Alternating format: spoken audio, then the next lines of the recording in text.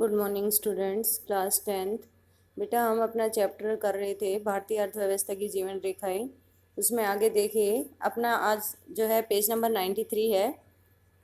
ये देखिए, air India से जुड़े देशों के नाम बताइए।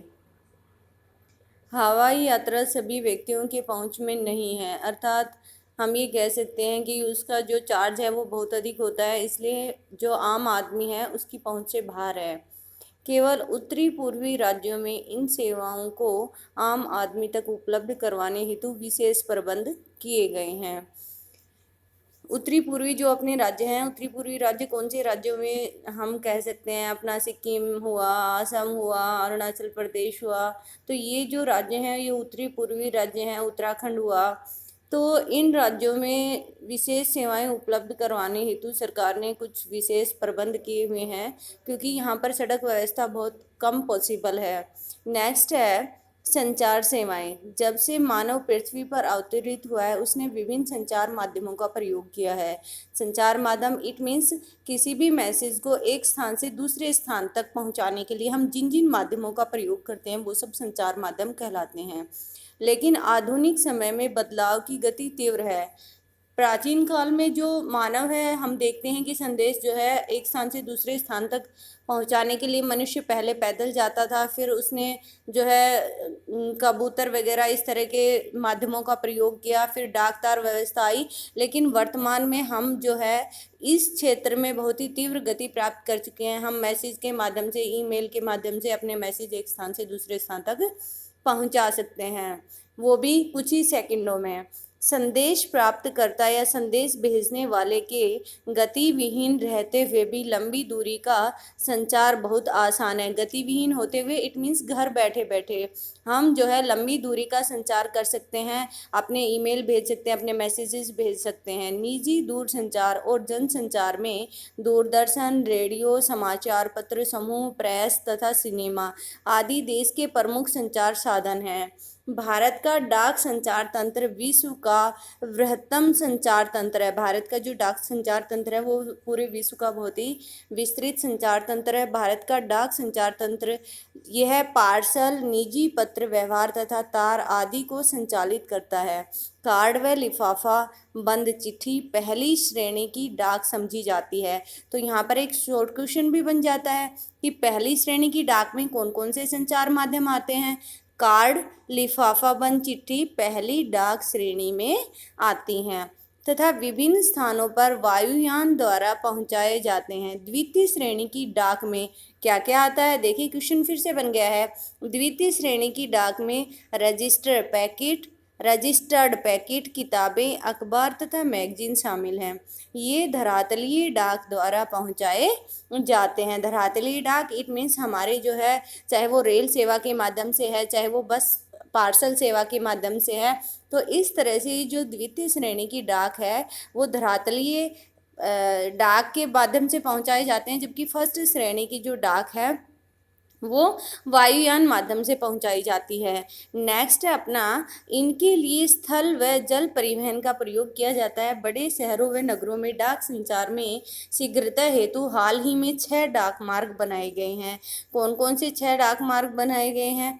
ये पूछ लिया जाए कि हाल ही में डाक संचार में शीघ्रता हेतु कितने मार्ग बनाए गए हैं। क्वेश्चन है ये, कितने मार्ग बनाए गए हैं? 6 डाक मार्ग बनाए गए हैं और इन्हें राजधानी मार्ग, मेट्रो चैनल, ग्रीन चैनल, व्यापारिक चैनल, भारी चैनल और दस्तावेज चैनल के नाम से जाना जाता है। तो ये 6 चैनल हमें बताएगी कौन कौन से हैं। तो हम ये भी पूछ सकते हैं क्वेश्चन कि उन 6 डाक चैनलों के नाम बताइए, उन्हें किन किन नामों से जाना जाता है जो कि हाल ही में बनाए गए हैं। तो ये हैं मेट्रो चैनल, ग्रीन चैनल, व्यापार चैनल, भारी चैनल, दस्तावेज चैनल।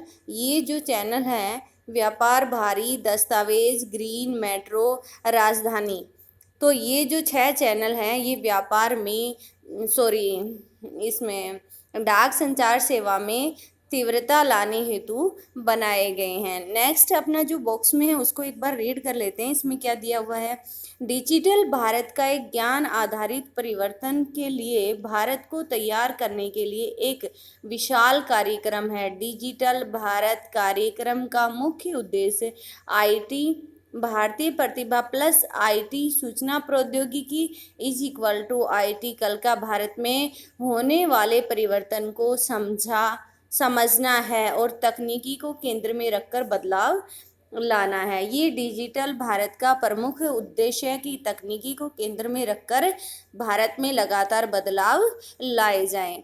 नेक्स्ट देखिए, यहाँ 3 आईटी के बारे में बात की गई है। वो 3 आईटी कौन कौन सी हैं, वो उनके नाम आप लिख सकते हैं। यस, अब देखिए, दूर संचार तंत्र में भारत एशिया महाद्वीप में अग्रणी है।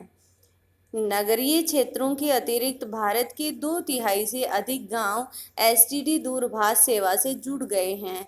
एसटीडी हम जानते हैं वर्तमान में तो ये अब नहीं रही है, क्योंकि हमारे पास जो है घर घर मोबाइल फ़ोन उपलब्ध हो गए हैं। लेकिन इससे पहले जब हमारे पास घर घर मोबाइल फ़ोन उपलब्ध नहीं थे, तब एसटीडी हुआ करती थी और हम वहाँ पेमेंट के माध्यम से कॉल किया करते थे। तो बेटा, ये एसटीडी क्या है वर्तमान में शायद कुछ बच्चे जानते भी ना हो, लेकिन ये एक ऐसा माध्यम था जिसमें हम जो है पेमेंट करके अपना किसी को भी कॉल कर सकते थे। सूचनाओं के प्रसार को आधार स्तर से उच्च स्तर तक समृद्ध करने हेतु भारत सरकार ने देश के प्रत्येक गांव में 24 घंटे एसटीडी सुविधा के विशेष प्रबंध किए हैं। पूरे देश भर में एसटीडी की दरों को भी नियमित किया है। ये एसटीडी की दरों को नियमित करने से क्या अभिप्राय बेटा, इसकी पेमेंट पर यूनिट की जाती है। जिस तरह से हम बिल की पेमेंट करते हैं, बिजली बिल की पेमेंट करते हैं, इसी तरह से जो एसटीडी कॉल होती थी उनकी भी पर जो है यूनिट के हिसाब से पेमेंट की जाती है। तो इनकी दर जो है सरकार निश्चित कर रखी थी कि पर यूनिट इतने पैसे देने हैं। यह सब सूचना संचार व अंतरिक्ष प्रौद्योगिकी के समन्वित विकास से ही संभव हो पाया है। सूचना के माध्यम से, संचार के माध्यम से और अपनी जो अंतरिक्ष प्रौद्योगिकी है, जो हम सैटेलाइट भेजते हैं, इनके माध्यम से ही संभव हो पाया है। जनसंचार, यस, एक बात और मैं आपको बताना चाहती हूँ। क्या आप कभी सोचते हैं कि जो है प्राचीन काल में तो जब हम अपने दादा दादी से बात करते हैं तो हम इट मीन्स हमने ये इमेजिन भी नहीं किया था कि ऐसा हो पाएगा कि कोई ऐसा इंस्ट्रूमेंट हम डेवलप कर पाएंगे कि जिसके माध्यम से हम दूर बैठे व्यक्तियों को से बात कर सकते हैं। और जब बात करने का हमारे पास एक छोटा इंस्ट्रूमेंट आ गया था, कीपैड वाले फ़ोन आ गए थे, उसके बाद कुछ लोग ऐसा कहते थे कि हम कुछ दिन के पश्चात कुछ ऐसी टेक्नोलॉजी डेवलप कर लेंगे कि हम बात करने के साथ साथ उस व्यक्ति की तस्वीर भी देख पाएंगे जो कि हमसे बात कर रहा है। लेकिन उस समय ये सिर्फ इमेजिनेशन थी, हम सोचते थे कि क्या ऐसा भी पॉसिबल हो सकता है। लेकिन वर्तमान में ये प्रूव हो चुका है, हम वीडियो कॉल के माध्यम से किसी भी व्यक्ति से घर बैठे बातें कर सकते हैं। जनसंचार मानव को मनोरंजन के साथ बहुत से राष्ट्रीय कार्यक्रमों व नीतियों के विषय में जागरूक करता है। इसमें रेडियो, दूरदर्शन, समाचार पत्र, पत्रिकाएं, किताबें तथा चलचित्र सम्मिलित हैं। Akashvani all India radio, Akashvani को दूसरे किस नाम से जाना जाता है, ऑल इंडिया रेडियो के नाम से जाना जाता है। राष्ट्रीय, क्षेत्रीय व स्थानीय भाषा में देश के विभिन्न भागों में अनेक वर्गों के व्यक्तियों के लिए विविध कार्यक्रम प्रसारित करता है। जो अपना रेडियो ऑल इंडिया आकाशवाणी है, ऑल इंडिया रेडियो कार्यक्रम, हम देखते हैं कि ये जो है अपने रेडियो पर, अपने टेलीविज़न पर ये जो है विभिन्न प्रकार के कार्यक्रम प्रसारित करता है। जैसे कि किसानों से रिलेटेड कार्यक्रम भी आते हैं, और जो अपने न्यूज़, नेशनल डीडी न्यूज़ जो आता है, ये सब आकाशवाणी ऑल इंडिया रेडियो द्वारा प्रसारित किए जाते हैं। अब आगे देखिए, दूरदर्शन देश का राष्ट्रीय समाचार व संदेश माध्यम है। राष्ट्रीय समाचार, इट मीन्स जो अपना डीडी न्यूज़ है वो राष्ट्रीय चैनल है, और देश के नाम से कोई भी संदेश यदि भेजना है तो उसी के माध्यम से आता है। देश से संबंधित रिलेटेड कोई भी सूचनाएं होती हैं तो उसी जो चैनल के माध्यम से प्रसारित की जाती हैं। तथा विश्व के बृहत्तम संचार तंत्र में एक है। यह विभिन्न आयु वर्ग के व्यक्तियों हेतु मनोरंजक, ज्ञानवर्धक, खेल जगत से संबंधित कार्यक्रम प्रसारित करता है। यस, आगे देखिए, भारत में वर्ष भर अनेकों समाचार पत्र, सामयिक पत्रिकाएं प्रकाशित की जाती हैं। ये पत्रिकाएं सामयिक होने के नाते, सामयिक मीन्स समय के आधार पर उनका निर्धारण होता है, वो साप्ताहिक होती हैं, मासिक होती हैं, अर्धमासिक होती हैं। इस तरह से ये जो पत्रिकाएं हैं सामयिक होने के नाते सामयिक होने के नाते कई प्रकार की हैं। समाचार पत्र लगभग 100 भाषाओं तथा बोलियों में प्रकाशित होते हैं। तो समाचार पत्र कितने भाषाओं और बोलियों में प्रकाशित होते हैं? लगभग 100 भाषाओं में। क्या आप जानते हैं कि हमारे देश में सर्वाधिक समाचार पत्र हिंदी भाषा में प्रकाशित होते हैं? क्यों? क्योंकि भारत में अधिकतर लोग हिंदी भाषी हैं। तथा इसके बाद अंग्रेजी व उर्दू के समाचार पत्र आते हैं। भारत विश्व के सर्वाधिक चलचित्रों का उत्पादक भी है। यह कम अवधि वाली फिल्में, वीडियो फीचर फिल्म तथा छोटी वीडियो फिल्में बनाता है। भारतीय व विदेशी सभी फिल्मों को प्रमाणित करने का अधिकार केंद्रीय फिल्म प्रमाणन बोर्ड को है। तो इसमें ये भी क्वेश्चन बनता है कि सभी प्रकार की छोटी और बड़ी फिल्मों को प्रमाणित करने का अधिकार किसको है? केंद्रीय फिल्म प्रमाणन बोर्ड को। इट मीन्स आप सोचते होंगे कि ये क्या है। आपने काफ़ी बार सुना होगा कि किसी फिल्म पर बैन लगा दिया गया है या उसके कुछ पार्ट को कट कर दिया गया है। ये सब राइट किसके पास है? ये सब राइट इस बोर्ड के पास ही है। पहले इस बोर्ड को के कोई भी फिल्म बनाने के पश्चात इससे परमिशन लेनी पड़ती है कि ये जो फिल्म है वो हम जो है अपना चला सकते हैं या नहीं। तो उसके पश्चात जब वो इट मीन्स उसमें कोई फॉल्ट नज़र नहीं आता तो उसको परमिशन मिल जाती है। लेकिन अगर कहीं पर कोई विवाद की स्थिति दिखाई देती है तो उस पर बैन लगा दिया जाता है। आगे देखिए, अंतर्राष्ट्रीय व्यापार। राज्यों व देशों में व्यक्तियों के बीच वस्तुओं का आदान प्रदान व्यापार कहलाता है। तो शॉर्ट क्वेश्चन हम यहाँ पर करेंगे कि व्यापार किसे कहते हैं? तो वस्तुओं का आदान प्रदान, राज्यों तथा देशों के बीच वस्तुओं का आदान प्रदान व्यापार कहलाता है। बाजार एक ऐसी जगह है जहाँ इनका आदान प्रदान होता है। किस जगह पर इन वस्तुओं का आदान प्रदान होता है? विनिमय मीन्स आदान प्रदान करना, लेना और देना, तो बाजार में होता है। दो देशों के मध्य यह व्यापार अंतरराष्ट्रीय व्यापार कहलाता है।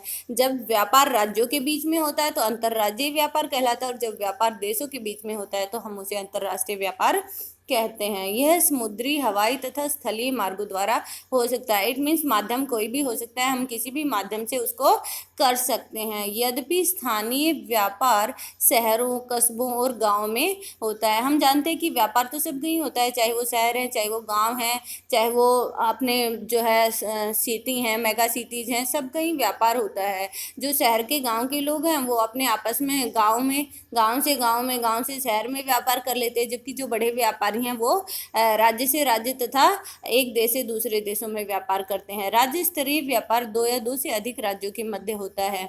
एक देश के अंतर्राष्ट्रीय व्यापार की प्रगति उसके आर्थिक वैभव का सूचक है। कोई भी देश दूसरे देशों से जितना व्यापार करता है वो उसके आर्थिक विकास का या आर्थिक वैभव का सूचक होता है। क्योंकि दूसरे देशों से व्यापार करने के पश्चात हमें क्या मिलती है? विदेशी मुद्रा प्राप्त होती है। इसलिए इसे राष्ट्र के आर्थिक बैरोमीटर भी कहा जाता है। राष्ट्र का आर्थिक बैरोमीटर किसे कहा जाता है? अंतरराष्ट्रीय व्यापार को राष्ट्र का आर्थिक बैरोमीटर कहा जाता है। क्वेश्चन बन गया है बेटा, यहाँ पे देखिए। यस, आगे बढ़िए। सभी देश अंतरराष्ट्रीय व्यापार पर निर्भर हैं क्योंकि संसाधनों की उपलब्धता क्षेत्रीय है, अर्थात इनका वितरण असमान है। चाहे वो देश हैं, चाहे वो राज्य हैं, संसाधनों का वितरण असमान है। कहीं पर कुछ चीज़ों की उत्पादकता अधिक होती है तो कहीं पर किसी दूसरी चीज़ की उत्पादकता अधिक होती है। इसलिए सभी देश एक दूसरे पर निर्भर होते हैं, उनकी अंतर्निर्भरता होती है। यस, आप आगे देखिए, अर्थात इनका वितरण असमान है। जैसे मैं आपको एग्जांपल देके बताती हूँ बेटा कि अपने यहाँ पर जो अपना जो राज्य है, हम असम का उदाहरण लें। असम किस लिए फेमस है? वहाँ चाय का उत्पादन अधिक होता है। जबकि हमारे यहाँ पर, चाहे वो हरियाणा है, चाहे वो पंजाब है, यहाँ पर चाय की उत्पादकता नहीं होती है। तो असम जो राज्य है वो हमें क्या सप्लाई करेगा? चाय सप्लाई करेगा। और हम हमारे यहाँ से जो गेहूँ, चावल अधिक उत्पादित होते हैं, खाद्यान्न पदार्थ, उसको वो सप्लाई करेंगे। तो इस तरह से एक राज्य दूसरे राज्य पर तथा एक देश दूसरे देश पर निर्भर करता है और वो व्यापार करते हैं, फिर आयात निर्यात करते हैं। अब क्वेश्चन बनता है, आयात किसे कहते हैं और निर्यात किसे कहते हैं। बेटा आयात किसे कहते हैं? आयात मीन्स आना। जब किसी दूसरे देश से हम कोई वस्तु लेकर आते हैं तो उसे आयात कहते हैं। परचेज करके लाते हैं, खरीद कर लाते हैं तो उसे आयात करते हैं। और जब हम किसी दूसरे देश को अपने यहाँ की वस्तु बेचते हैं तो उसे निर्यात कहते हैं। ये दो शॉर्ट क्वेश्चन बन गए हैं, आयात किसे कहते हैं और निर्यात किसे कहते हैं। आयात व निर्यात का अंतर ही देश के व्यापार संतुलन को निर्धारित करता है। यस बेटा, ये तो बिल्कुल सही बात है। आयात देश के व्यापार संतुलन को निर्धारित करने वाले तत्व कौन कौन से हैं? आयात व निर्यात। यदि हम किसी से बहुत अधिक मात्रा में सामान खरीदेंगे और उसे कम बेचेंगे तो क्या होगा? इट मीन्स कम बेचेंगे तो हमें उसे अधिक पैसे का भुगतान करना पड़ेगा। और यदि हम उसे अधिक निर्यात करते हैं और कम खरीदते हैं तो वो हमें अधिक पैसे देगा। तो व्यापार का संतुलन आयात और निर्यात पर निर्भर करता है। अगर निर्यात मूल्य आयात मूल्य से अधिक हो तो उसे अनुकूल व्यापार संतुलन कहते हैं। क्वेश्चन बन गया है फिर से, अनुकूल व्यापार संतुलन किसे कहते हैं? अगर निर्यात ज़्यादा हो और आयात मूल्य जो है वो कम हो तो उसे अनुकूल व्यापार संतुलन कहते हैं। इट मीन्स वो हमारे देश के फेवर में होगा, हमें दूसरे देश से क्या मिलेंगे? पैसे मिलेंगे। बात समझ में आ गई? अगर हम वस्तु देते ज़्यादा हैं किसी देश को, निर्यात ज़्यादा करते हैं और वहाँ से लेते कम है तो वो देश क्या देगा? हमें मुद्रा देगा। इससे हमारा व्यापार जो है वो संतुलित रहेगा और इसे अनुकूल व्यापार संतुलन कहते हैं। इसके विपरीत निर्यात की अपेक्षा यदि आयात अधिक है तो इसे असंतुलित व्यापार कहा जाता है।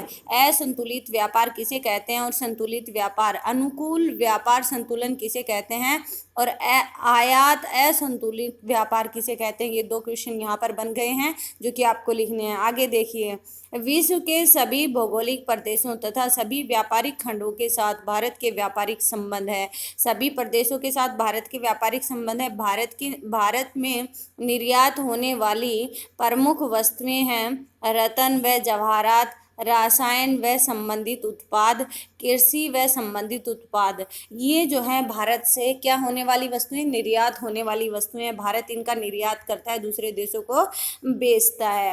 भारत में आयातित वस्तुएं कौन कौन सी, अर्थात भारत दूसरे देशों से वस्तुएं कौन कौन सी लेता है। ये दो क्वेश्चन बन गए कि भारत से कौन कौन सी वस्तुएं निर्यात की जाती हैं और भारत कौन कौन सी वस्तुओं का आयात करता है। यस बेटा, ये दोनों क्वेश्चन राइट करने हैं। आगे देखिए, भारत में आयातित वस्तुएं कौन कौन सी है? कच्चा पेट्रोलियम उत्पाद, पेट्रोलियम से संबंधित उत्पाद, रत्न व जवाहरात, आधार धातुएं, मशीनें, कृषि व अन्य उत्पाद शामिल हैं। ये भारत दूसरे देशों से आयातित करता है। भारत अंतर्राष्ट्रीय स्तर पर एक सॉफ्टवेयर महाशक्ति के रूप में उभरा है और सूचना प्रौद्योगिकी के माध्यम से अत्यधिक विदेशी मुद्रा अर्जित कर रहा है। नेक्स्ट, पर्यटन। पर्यटन किसे कहते हैं? एक व्यापार के रूप में पर्यटन का विकास। बेटा सबसे पहले तो क्वेश्चन बनता है कि पर्यटन किसे कहते हैं। जब हम मनोरंजन के उद्देश्य से कोई यात्रा करते हैं तो उसे पर्यटन कहा जाता है। इट मीन्स इनकम के उद्देश्य से नहीं की जाती यात्रा।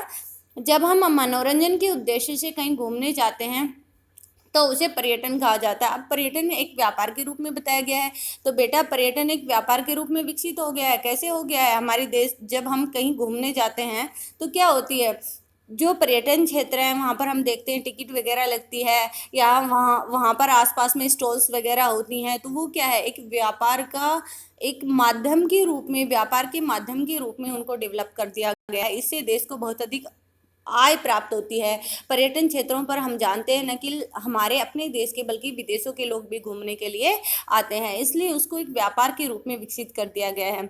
पिछले 3 दशकों में भारत में पर्यटन उद्योग में महत्वपूर्ण वृद्धि हुई है। 150 लाख से अधिक व्यक्ति पर्यटन उद्योग में प्रत्यक्ष रूप से संलग्न है। लोगों को रोजगार भी प्राप्त हुआ है उस माध्यम से। हम जानते हैं कि वहाँ पर जो भी पर्यटन क्षेत्र है बहुत से लोग गार्ड के रूप में या फिर वहाँ पर कर्मचारियों के रूप में वर्क करते हैं, तो इसे 150 लाख से अधिक व्यक्तियों को जो है काम मिला है, रोजगार मिला है। पर्यटन राष्ट्रीय एकता को प्रोत्साहित करता है। इससे हमारे राष्ट्र की एकता जो है वो बढ़ती है तथा स्थानीय हस्तकला व सांस्कृतिक उद्यमों को प्रश्रय देता है।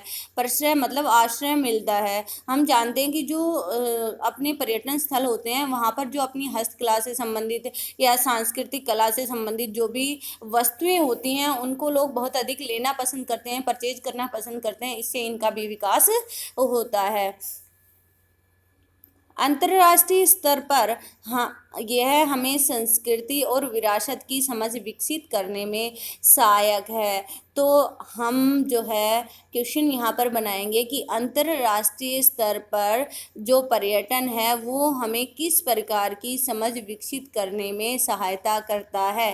अंतर्राष्ट्रीय स्तर पर जो पर्यटन है वो हमें संस्कृति और विरासत की समझ विकसित करने में सहायता करता है। विदेशी पर्यटक भारत में विरासत पर्यटन, पारी पर्यटन, रोमांचकारी पर्यटन, सांस्कृतिक पर्यटन, चिकित्सा पर्यटन तथा व्यापारिक पर्यटन के लिए आते हैं। तो क्वेश्चन यहाँ से भी हम पुट कर सकते हैं कि विदेशी पर्यटन भारत में किस उद्देश्य आते हैं।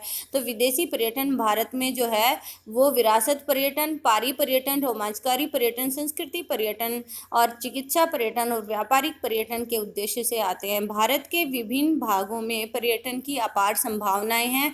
भारत एक पर्यटन के क्षेत्र में जो है बहुत ही विकसित देश है। पर्यटन उद्योग के विकास हेतु विभिन्न प्रकार के पर्यटन को बढ़ावा देने के प्रयास किए जा रहे हैं। ये अपना जो है भिन्न भिन्न भारत के भिन्न भिन्न भागों में, भिन्न भिन्न राज्यों में पर्यटन का विकास करने के बहुत अधिक प्रयास किए जा रहे हैं, क्योंकि इसे व्यापार के रूप में विकसित कर लिया गया है। इसके माध्यम से देश को बहुत अधिक इनकम होती है। यस, आगे अपनी एक एक्टिविटी दी हुई है जो हम पढ़ेंगे और उसको करेंगे। तो बेटा आज हम यहीं तक करेंगे, नेक्स्ट कल। और यहाँ तक आपको जो कुछ बताया गया है, जितने भी क्वेश्चन मैंने आपको पुट आउट करके बताए, वो सब आप अपने नोटबुक में राइट करेंगे और उनको लिखेंगे। Thank you, have a nice day.